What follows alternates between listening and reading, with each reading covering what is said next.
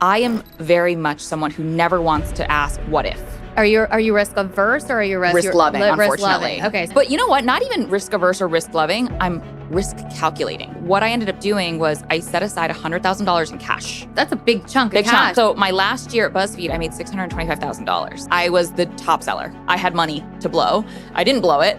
I set it aside. Yeah, you invested in yourself. I said, this is my salary for the first year building Your Rich BFF. If I don't make a single dollar, I can still pay my rent. And then in a year's time, I can decide. Within a couple months of doing Your Rich BFF full time, I then had a full service team. So I had lawyer, manager, agent, got a publicist, business manager. I had multiplied the number of deals I was doing. And because I got these representatives, they were charging 4 or 5x what I had been charging for brand deals. So the money was starting to actually make sense. And I was like, oh, maybe I can make a career out of this. And that was the first time where I was like, now what? And that's how the rest of my business started to get built.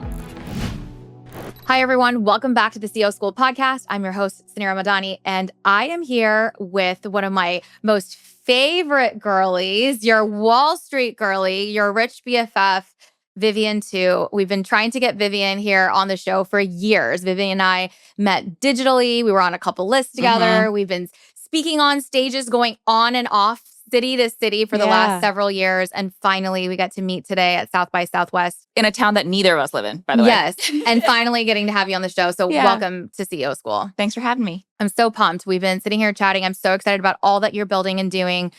I would love for you to just kind of give your background on how you became Your Rich BFF, the first book, now on to your second bestseller, Well Endowed, Rich AF, and this entire community that you've built. So take us back through how it all began. Yeah. So I am the only daughter to 2 Chinese immigrant parents. So there's no pressure there. Definitely got the exact same spiel that all other immigrant kids get, that you get to be a doctor, lawyer, and engineer. But I was a really good student. So I ended up at the University of Chicago, and I felt like I couldn't be a doctor because even a paper cut made my, stomach turn. I was so nauseous. Couldn't be a lawyer because I didn't love reading so much, really, really dense material constantly. And I couldn't be an engineer because physics, man, I scraped by the skin of my teeth. And so I was like, okay, what is the 4th bonus option? And for me, that was finance. I've always been really good at math, and finance intuitively made a lot of sense to me.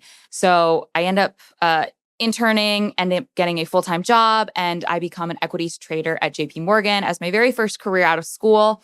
Was a great place to cut my teeth, but ultimately I ended up leaving the industry after a couple years, and I ended up in digital media strategy sales.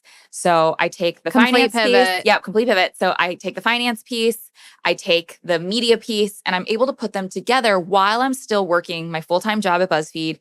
And I built Your Rich BFF, which started, frankly, as just a platform to answer my coworkers' questions. This wasn't to get rich and famous. This was just so that people would leave me alone at lunch. I just wanted to eat my slop bowl. And they were like, give us all your finance advice. Yeah. Why were they coming to you for finance advice? Because they knew that I had come from Wall Street. So they were like, oh, you came from Wall Street. You're going to rebalance my 401k. That's now your job. You're my friend. You're going to help me. Which health insurance plan did you pick? All of these questions, are stock options worth anything? All of those questions, I became the one to answer. And there was one pivotal moment I remember when we all had a seminar on our stock options. And I asked a question, and I caught the HR, the professor person that was supposed to be teaching us about these stock options. And I was like, well, what about that? And I kept digging and digging and digging. And he was like, well, oh, actually, that might be a mistake. And people were like, oh, you caught a mistake in the deck? You're the new person. We're actually just coming to you. We don't trust this person anymore. And I was like, well, that's not good. But I started creating content for my friends. And that's what this was born out of. I was everybody's rich BFF. And I started creating content January 1st, 2021, first video, ended up going viral. Your first video went viral. It's so strange because every other creator I know are like, oh, I was at it for a couple months and then finally something hit. And I'm like, no, my very first video, I have no idea. What was that first moment video? It was mid-pandemic. And I was just like, hey guys, just so you're aware, 15-year-olds in their mom's basements do not know what they're talking about. Do not put your stimulus check into a meme coin. That is a bad idea. Nobody worth their salt would ever tell you to do that. As someone who has worked in high finance, I do not have a get-rich-quick scheme for you, but if you want to learn more about money, I can teach you. That's it. And that was a And that whole was video, whole video. I didn't have anything crazy in that video, but 3 million people saw it. And by the end of the week, I had 100,000 followers. And that was the start of Your Rich BFF, the content engine that came about. And then, I mean, the things that you speak for is really around financial knowledge and literacy, and like money is power. And I understand that. I mean, I relate to your story a lot. Also, daughter of immigrants, Pakistani immigrants. I also too studied finance as well in school, just because I didn't want to become a doctor or a lawyer, and ended up finding my path in fintech. And I actually use my degree, which is so rare to actually, I don't meet a lot of people that actually still use their degree. But marketing also is something that like you knew how to storytell in the beginning. Where was that? Like, how did it happen when you were like, oh shit, like the video went viral? Was that moment that you were like, I'm going to go all in here on building content? Like walk us through the journey as like what happened from that first 100,000 followers to what happened next. I told you there is no evil plan. Like I did not set out to become famous. Like it just happened that way. Ultimately, I was scared because I was like, does this mean I'm going to lose my job? So I actually went into BuzzFeed the following Monday and I flagged this to my boss. And he was like, oh, that's cool. Actually, you should run this by our legal team just to make sure everything's kosher. But other than that, like, it should be fine. I ended up chatting with our legal team and they were like, hey, thanks for letting us know. You can do this as long as you flag to us if at any point you decide to partner with a brand that would be competitive versus anything that you're currently doing at work. And I'm like, cool, understood, hear you. But from there on out, I was like, well, let's see what this becomes. Like, this is kind of fun. And frankly, I loved receiving like the positive feedback loop of like, wow, that was so helpful. Thank you so much. And so I started working my standard job, like, 9 to 6:30, Monday through Friday. And then on Saturdays, I would sit down and I would like type out 7 different scripts for 7 different videos. And on Sundays, I would just like change my shirt 7 times and film all of these videos. And so everybody thought I was making a new video every single day. But in fact, they were all filmed in one afternoon. You're just batch recording content. I was batch recording content. And after a year and 3 months of doing this, I was like, I hate my job. I hate Your Rich BFF. Everything sucks. I don't want to do any of this. And my husband looked at me and he was like, my then boyfriend, now husband, looked at me and he was like, did you ever like think that maybe you don't hate your job and you don't hate your rich BFF, but you hate doing them at the same time? Yeah. Because prior to Your Rich BFF, I love my job. And I will say I had the best managers at BuzzFeed. I had a cherry seat. I was making great money. Like everything was awesome. And then when I first started Your Rich BFF and there was no pressure and like I could do whatever I wanted, like I also loved that. But a year and 3 months in, not only am I still doing a good job at work for my employer, but then I'm juggling the actual content creation, but also brand deals. I'm juggling emails. I'm trying to look through legal documents. Like it was a nightmare. And so I was like, you don't have enough hours in the day. You're stressed out all the time. I came to a fork in the road and I asked myself, do I feel like I should do this or that? And one option was to stay in my corporate role, to continue to do well, to continue to make a ton of money. And I was like, okay, that's one option. But then the other option was I could take, Your Rich BFF full time and give it a go. And I was like, would I be able to flip flop? So if I went and took this full time and it didn't work in a year, I felt like I had done a good enough job and my boss liked me enough that if I came back, tail between my legs and was like, I'm sorry, like, I think he would take me back. Yeah. Because I was his top seller. So like, of course he would. But I felt like if I had stayed in that role, maybe a year from now, I wouldn't have the same opportunity. Mm-hmm. And I got really scared because I am very much someone who never wants to ask what if. Are you risk averse or are you risk loving? Unfortunately. Risk loving. Okay. So unfortunately. Fortunately, I think that's what entrepreneurship is. Yes. Right? You have to be able to just like make that decision and go all in. But you know what? Not even risk averse or risk loving. I'm risk calculating. Yeah. And so what I ended up doing was I set aside $100,000 in cash. Like that's a lot of money for money. How old are you? This time I'm 26, 27. Okay. That's a big chunk of cash that you were able to. Well, so my last year at BuzzFeed, I made $625,000. Damn. I was the top seller. So I had money to blow. I didn't blow it. I set it aside. Yeah, you invested in yourself. I said, this is my salary for the first year building Your Rich BFF. If I don't make a single dollar, I can still pay my rent. I can still go on vacation. I can still get groceries. I can still do a regular life. And then in a year's time, I can decide. Okay. And so I set this money aside. But within a couple months of doing Your Rich BFF full time, I then had a full service team. So I had lawyer, manager, agent, like I got a publicist, business manager. I had multiplied the number of deals I was doing. And because I got these representatives, they were charging like 4 or 5x what I had been charging for brand deals. So the money was starting to actually make sense. And I was like, oh, maybe I can make a career out of this. And that was the first time where I was like, now what? And that's how the rest of my business started to get built. That's incredible. I mean, like, that's just one, you're super successful already at such a young age. So you're like, I love the level of like confidence in yourself to be like, okay, I'm gonna go do the thing. What's my safety net so I don't feel like I feel safe. Yeah. Right. That's what like risk. Like you're like, okay, I feel okay. And you're like, what's the worst that's gonna happen? I can come back. Like, Yeah. that's a question I feel like I ask myself all the time when I want to go make any big, bold move or a big decision. It's like just the ability to say what is truly the worst that's going to happen. Yeah. And you're going to fail, right? That's usually what the worst case is. Is like, I'm going to fail, but then there's always plan B and you can always come back to whatever the thing is. So you took the bet, you're on the thing. And then what I also think that's really interesting that I don't see often, I interview entrepreneurs regularly on the show, every week on the show. And we talk about big businesses, building big businesses. And I find in women that, scale, I talk a lot about scale. We tend to wear every single hat. We don't hire fast enough. Mhm. We're not building out the team quick enough. Like those are things that I'm constantly pushing women at CEO school. And I even see in women founder journeys that it takes so long for us to make those bets and those investments. You decided right out the gate that you were like, there's something here, but I'm gonna go invest in the team. That's wasn't not what happened. Normal. That's not what happened. You know what happened? Yeah. I was wearing all of the hats and I ran out of hours in the day.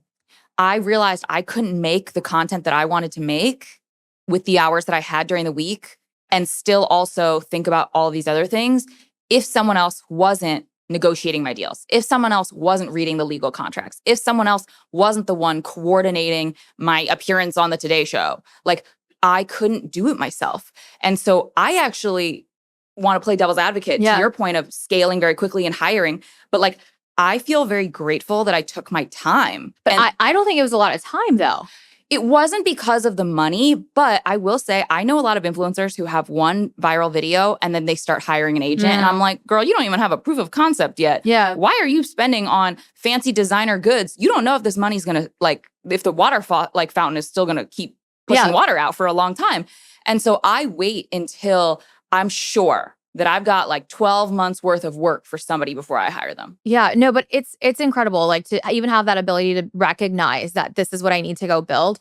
And then also, how were you doing? Like, let's peel behind that because, as an entrepreneur now, we're all creators. We have to be. Yeah. That's part of now the new 2026 entrepreneur. Content is a huge part of what we have to build our brands on. It's not something we're all naturally good at either. Yeah. And so we're having to do content. We're having to do, I call it the 4 C's of a CEO now in 2026. So we have to focus always on capital. Yeah. Right. We have to focus now on content. We always have to focus on culture, and we have to focus on closing, which is partnerships and sales. Like those are where I'm spending my time as CEO. But content now is something I had to add to my C's of CEO, which wasn't there. How were you able to monetize? Because most creators can create, go viral, but they're actually not able to turn it into a business. Right. How did you do that? Yeah. So I will say I fell into this just a little bit, but from there on out, I was pretty strategic. Within a couple days of me posting my first TikTok, I got an inquiry from a financial partner who wanted to work together. And I had no idea how to price myself. So I asked my friend, who was the most famous person I know. She had 10,000 followers for a little side passion project food blog. And I was like, what should I charge for 3 videos? And they had asked, they were like, what's a 3 video pack going to cost? And I'm like, I asked for $1,500. They said, how's $1,200? And I said, okay, because I didn't know any better. They ripped my face off. $400 per video. And at that point, when that got posted, I probably had 250,000 followers. Yeah. They owed me a lot more than that, but I didn't know that. So I did that deal. And, I felt like the negotiation happened a little too easily. So I was like, okay, maybe the next deal, I was like, I want $2,500. And then the brand actually said, okay, great. I was like, ooh, you didn't So even you're try like, to where was my push? The I was push like, level. I was like, ooh, that's not good. You didn't even try to negotiate with me. Next deal, $5,000. All right. Oh my God. Okay. So I'm not even close to where I need to be. Next deal after that, I was like, I want 10. Yeah. And a brand was like, the best of our budget are, like, what about 7? And I was like, 8. And they said, fine. And then I was like, okay, so now we're getting more into the realm of where reality is probably living here. And I was able to kind of figure out where I needed to mark my rates. But every single time I got another offer to do a deal, I would ask for a little bit more money and just see if I could get it. Worst case, they say no, right? And that's how my rates kept going up and up and up. And I started making money. And because of that money coming in the door, I was able to then have deeper conversations of, oh, if I want to start a podcast, like, what is that going to look like? And that, being able to spend that money to get the editor or to spend that money to get the studio time allowed me to then make more money. And with that money, I'm like, okay, well, I am able to think about, again, expanding again, which is, oh, I want to write a book. Maybe I need a book coach to actually walk me through kind of how to do this because I've never done this before. That costs money. I got a good advance. So I use that money. So, yeah. There's this YG song, which is crazy to quote in this interview. Let's quote it. Yeah, but like scared money don't make money. Yes, absolutely. It's a motto in our family. Yeah. So I wasn't afraid to spend a little bit of this money that I'm making. And that allowed me to really grow the business. And for me, I worry a lot about being a creator first because it feels like being an NFL star. It's not the NBA. You don't get 20 years. You get 5 good years, you take a hit to the knee and your career's over. Same thing with, being an influencer, being a creator. Every couple years, there seems to be this new class of like younger, hotter, cooler, smarter, better. And at some point, I'm going to be replaced. I'm pretty comfortable with that.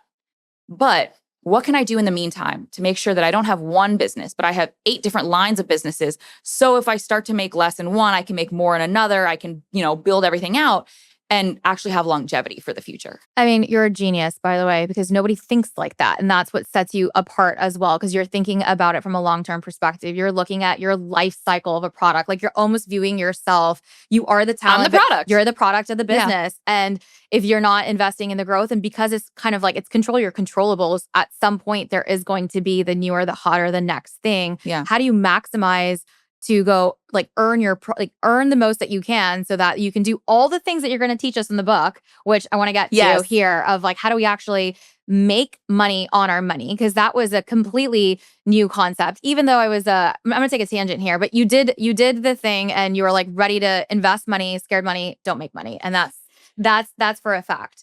Now, part 2, I want to talk about here on the show.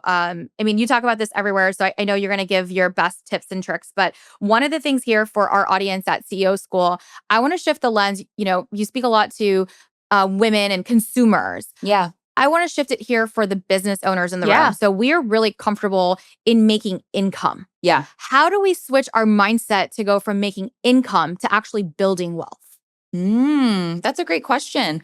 I think one, it's segregating your finances. Okay. There are business dollars and then there are you dollars. Mm-hmm. And what I see the mistake oftentimes is founders and CEOs, what have you, they'll be like, oh, okay, well, I'm going to pay myself $40,000. And then like you live like an absolute terrible life. Yeah, I paid myself $0 for 3 years. And it's like, yes, I understand why people do that. But if you are treating yourself like crap, and you are not actually taking care of yourself, you're not making it stress-free at home, you're not going to be able to show up to business 100% every single day.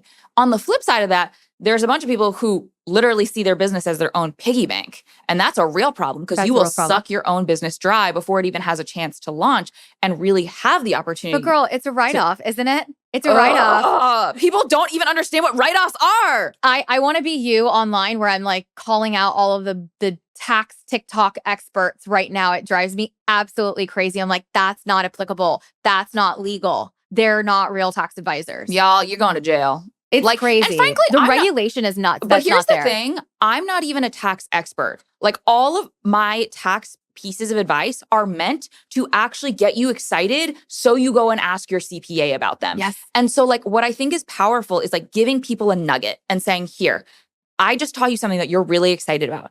Go talk to your accountant about how to do that in your life because it is so personal. And like to assume that like any video I make applies to all 10 million people who follow me would be insane. Mm-hmm. Like that's not true. But if you are a small business and you would like to make the most of the tax, code that is available to you, you should. You absolutely should. And when people are like, oh, it's a write-off, it's free. It's not. It's literally just you get a small discount because the government is essentially subsidizing part of that purchase, but it's not free. It's not free. You're still spending that money. So there's two types of, we're going back to the well. So there's one that she's not paying herself enough right now. Yep. And then one that's treating her business like a piggy bank. Correct.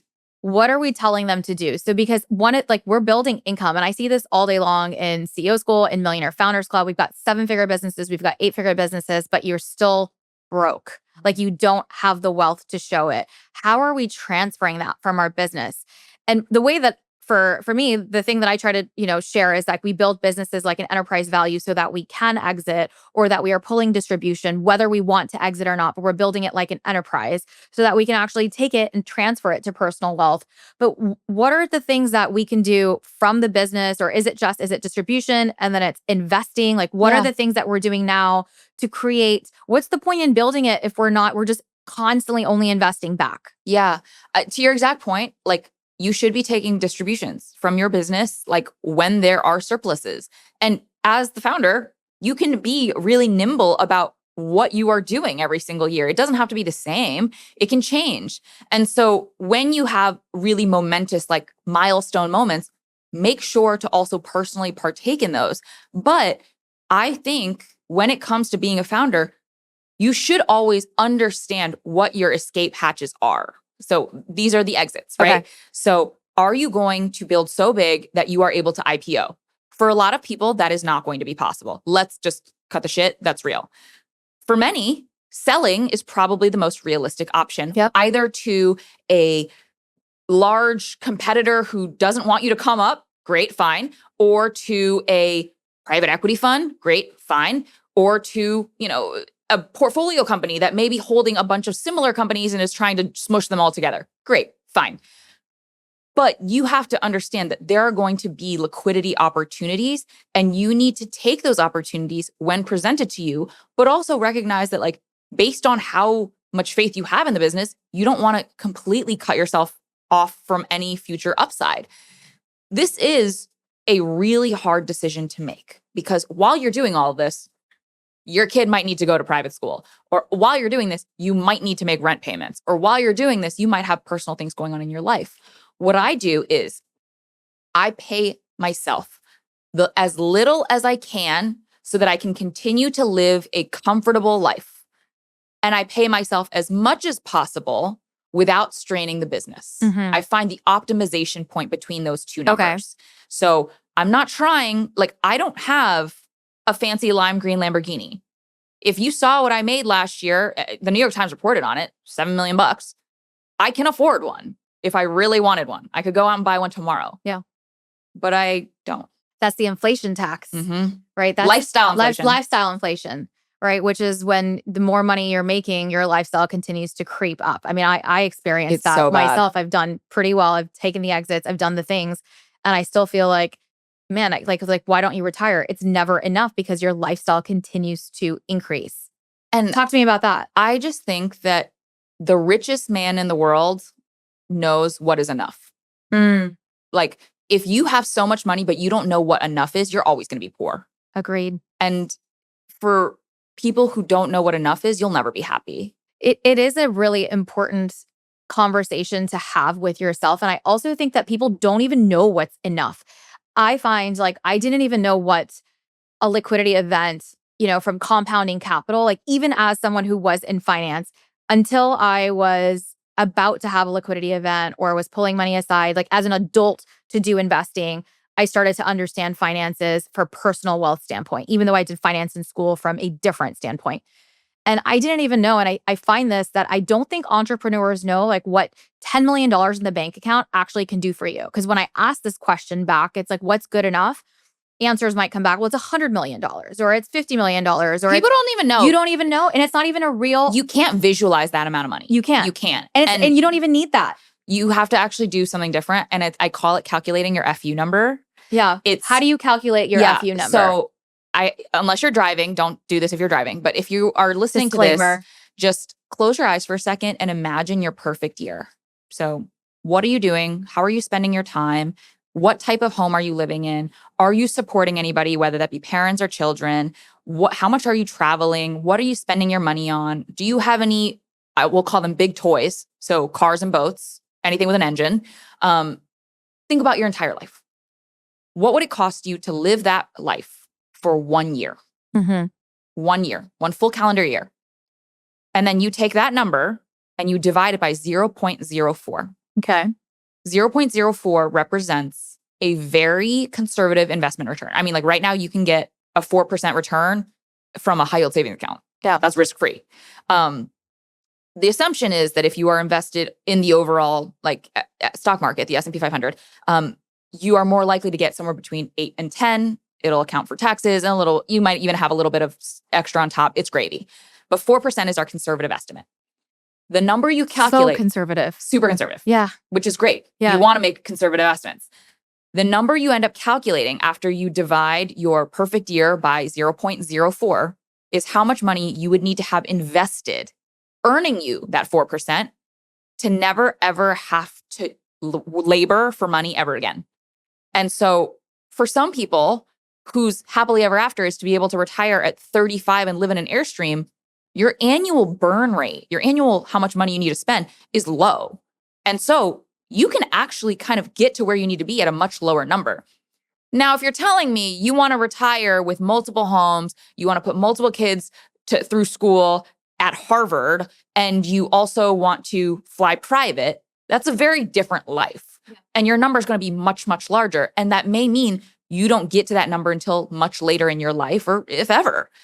So either you need to taper down your expectations of what that happy year looks like, but two, this gives you an idea of like what you would need to have invested to actually just be throwing off enough in terms of capital gains or interest to get there.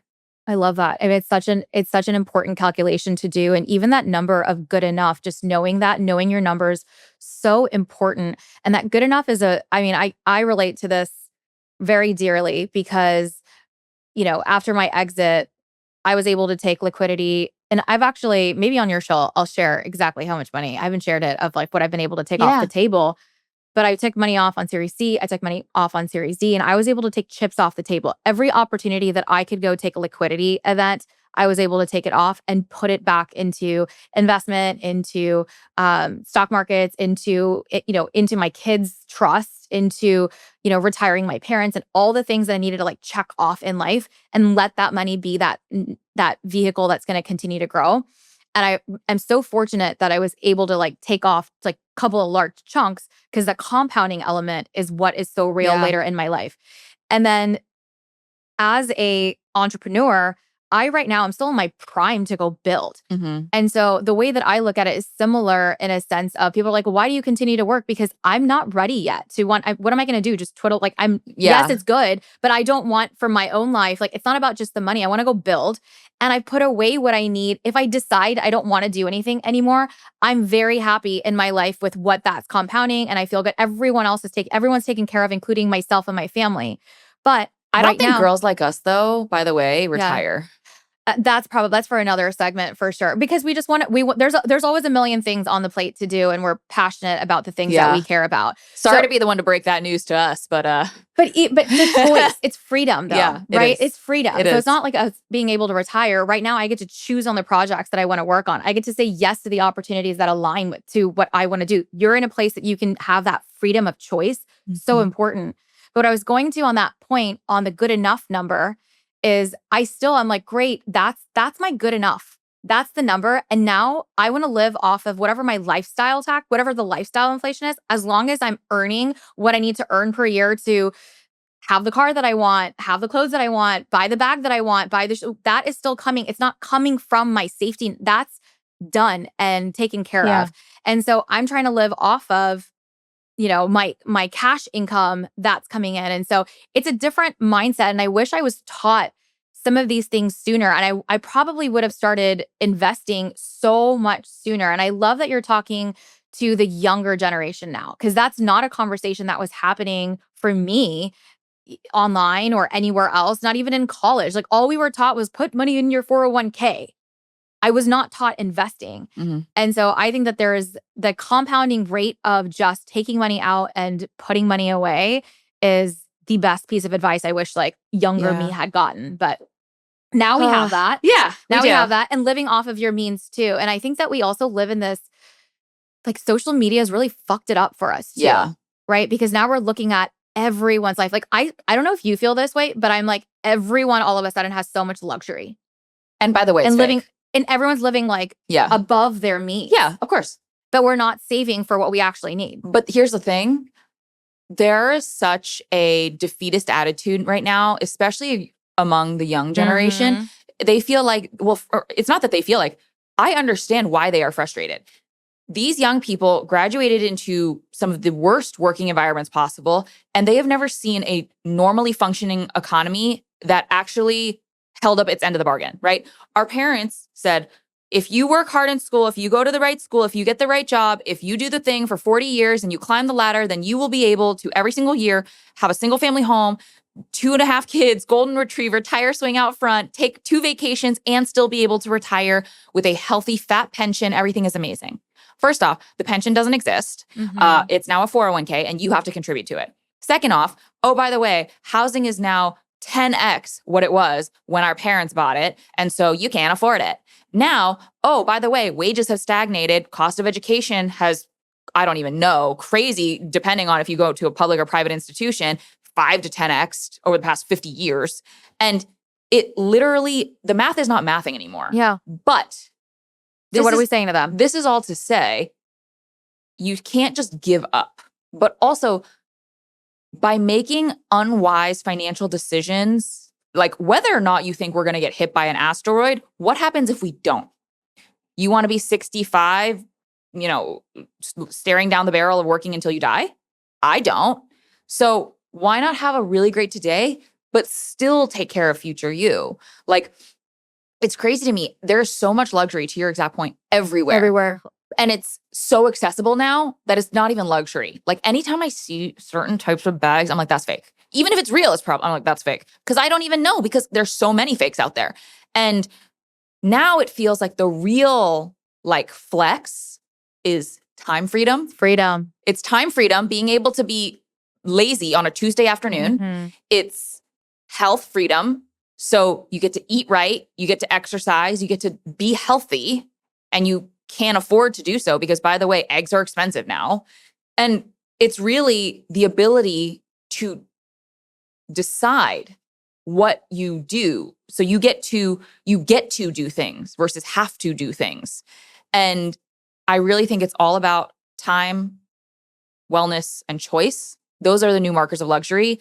And unfortunately for the folks at the bottom of the pyramid, you can't dupe those. I love that. That is gold, and that is everything that we stand for here. And it truly is about freedom. It's literally, what's the point in building if we can't do it for the freedom?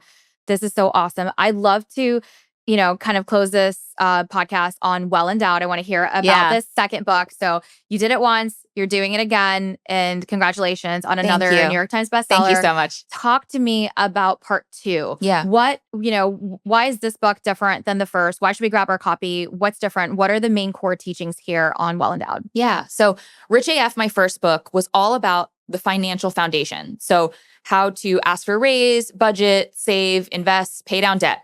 Great.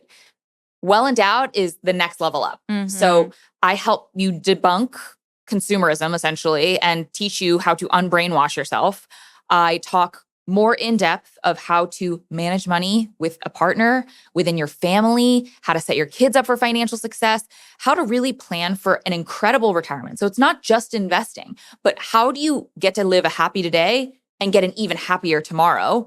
We talk all about how to set up your future generations up for success through estate planning. So important. Trusts, wills, power of attorney, healthcare directive, everything. But we also talk about some of those intangibles. How do we make those biggest purchases of your life? Cars, homes. How do we choose the right insurance product? How do we understand what is a scam and what is not?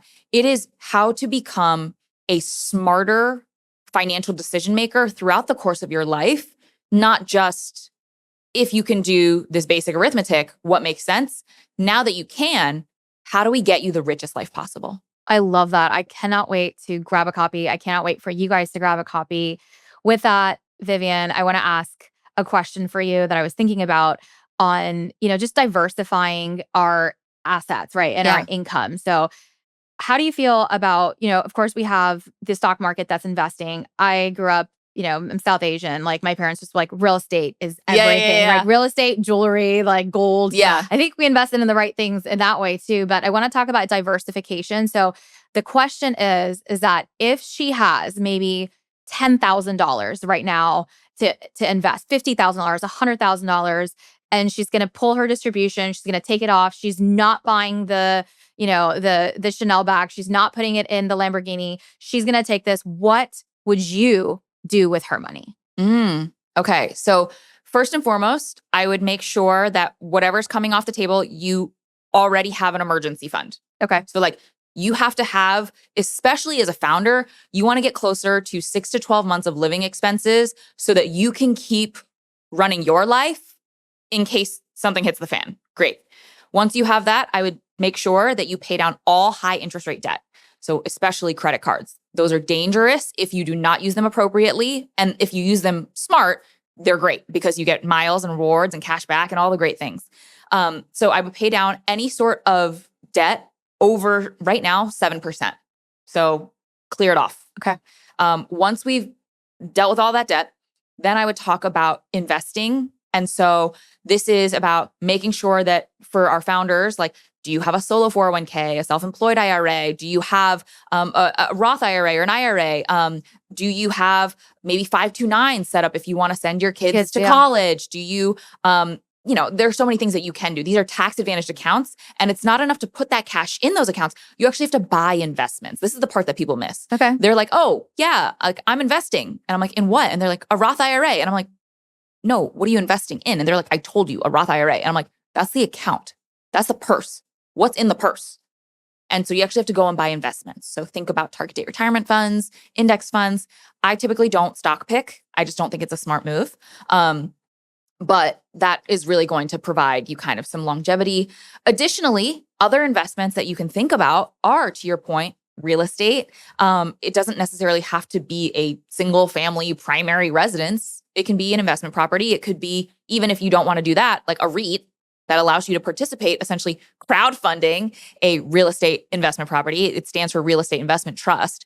There are ways to even diversify further. So maybe you're thinking about, hey, like if everything feels kind of unstable right now, great, commodities. There are oil and natural gas ETFs. Mm-hmm. There are gold and silver ETFs. There are ways to kind of stabilize things. If you want to have a little bit of money in crypto, sure, go for it. And I want to circle back to something that you said. Okay. You said she's not buying the Chanel bag. I always encourage people when they have a windfall of money, maybe you take a little bit of money off the table, you still have to budget for fun. Yes. Because if you don't, you know what happens? It's like yo-yo dieting. You're like salad, salad, salad, salad, elbow deep in a bucket of mac and cheese. Like you don't have to do that. Like it doesn't have to be that. Like, right? Like we can have healthy things that are like, oh, I can have a salad, and then I can have a poke bowl, and then maybe I get a Mediterranean plate. And these are all healthy things.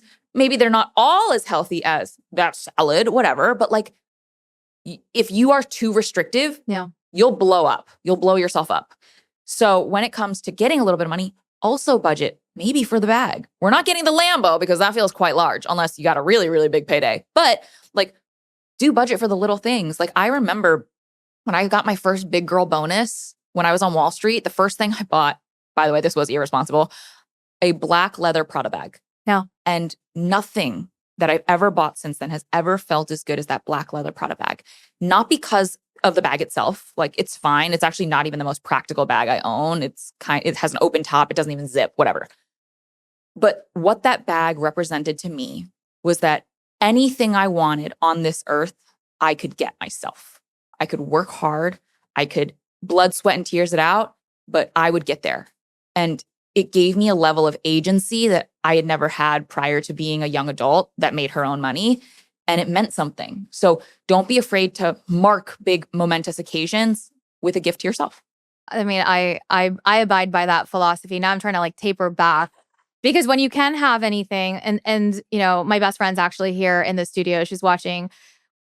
We've always bought Chanel together, and every year we buy a matching bag together, but that was kind of like always since we were younger. Whenever we had a milestone moment, whether it was at the time maybe an earring or maybe it wasn't the flat bag yet, but through our every milestone of the business and in life, but it was always meaningful because there was a milestone tied to it. I can look back, and that's how I am with like a watch purchase or a jewelry purchase. I can look back and say there was a reason behind that. It wasn't just like on the whim I decided. And that feels really special. When it starts to not feel special is when you can go have everything, and then you can go spend it and get it, but it loses that significance. You won't even like it anymore. You won't even like it anymore. And you just have, dozens of things that are just collecting dust in your closet. So it is important to still have fun, but I love the answer on diversification. That's kind of what I was hoping for, because we don't know where to begin across it all. And you can't also have all your eggs in one basket. I do want to ask you, I said I was going to close, but I do want to ask you like state of the economy right now and like what you're feeling. And, people get really scared. Women are, we're investing, but then stock market's crashing. There's a bajillion things happening in the world right now. It feels really scary on leaving our money where it's at in the market. What are your thoughts, and what advice do you have for those that feel insecure? Yeah, great. Market's going to crash. The market is going to crash, but you don't know when. I don't know when. Frankly, the best performing hedge fund on the street doesn't know when. And everybody's tried to call it. People have been calling it. Some people have called 23 of the last 4 crashes. So, I think we have to accept that over the course of your adult lifetime, we are going to see market corrections, market downturns, and they are a natural part of the economic cycle. I think of those moments as the best possible buying opportunity. I have never seen a girl run from the Sephora semi-annual sale. Yeah. Like, you are running in there with your VIB points. You are like, yeah, let me go. Like, it's Sephora. It's on sale. How come people run when the stock market is on sale? That's weird, right? Yeah. Like, that's a really good point, actually. It's so strange to me. Like, Nordstrom's annual sale, you're running into the store. Yeah. Like, everything. Like, Black Friday, everyone's like, yeah. Like, when the stock market is on sale, why are we not all rushing in trying to invest buy more? Yes. Okay. It's crazy. And everyone gets so scared. But you know what? If you have a belief that our overall holistic economy will continue to rise upwards, especially as there are more technological advancements, and I do believe there will be, like, I would just continue to do the slow and steady. I'm not saying put all of your money into the market now. Yeah. I'm saying set aside Get all your stock, put it in the video. Yeah. No, don't do that. Set a dollar value aside every single month and say, this is what I'm going to put in every single month, and I'm comfortable consistently doing this. You're going to put money in now. You're going to put money in next month. You're going to put money in the month after that. And over time, that is going to help you essentially continue to invest, but not get completely blown up if you buy in at a high or sell at a low, right? Like, this allows you to dollar cost average. This is what it's called. And with dollar cost averaging, when prices are lower, you naturally buy more shares. And when prices are higher, you naturally buy fewer. And over time, that price averages out to a pretty healthy amount versus putting all your money in at once and praying. Like, we're not trying to time the market. You can't. Smarter men have tried, smarter women have tried, and they don't get it right. And frankly, it's not worth doing. But investing for the long haul, slow and steady, it's proven to pay off. I like that advice. Thank you so much, Vivian, for being on the show today. It's been such a pleasure. If you guys enjoyed today's episode, please let us know. Let Vivian know. Tag us on social. Let's go get the book. I'll be linking every which way to find Vivian, Your Rich BFF, the books, all the things. I didn't even get a chance to talk about your incredible new startup. Yes, Congratulations. yes. Tell us about your startup your fintech that you're launching. So I got really frustrated because I was getting... You're right. You can't retire. I can't. I mean, honestly, it's mental illness. I was getting 1,000 DMs a day with questions. Yeah. And I felt like every single time. I still have like 4 more for you right now. I can keep going. Yeah. I felt like I was getting so many questions. And unfortunately, when I don't get back to someone, the first thing that they do is they turn to ChatGPT. But ChatGPT came out in October and actually said that they cannot provide legal, medical, or financial advice. My guess is they ran out of arbitration budget. They got sued too many times because they were giving bad advice. And so what I have done is actually built an RIA, a registered investment advisor with the SEC. You cannot imagine how hard that is to do when there is a government shutdown. I worked very hard for this. But what you can essentially get through my new fintech venture, Ask Dolly, askdolly.com, you can check it out.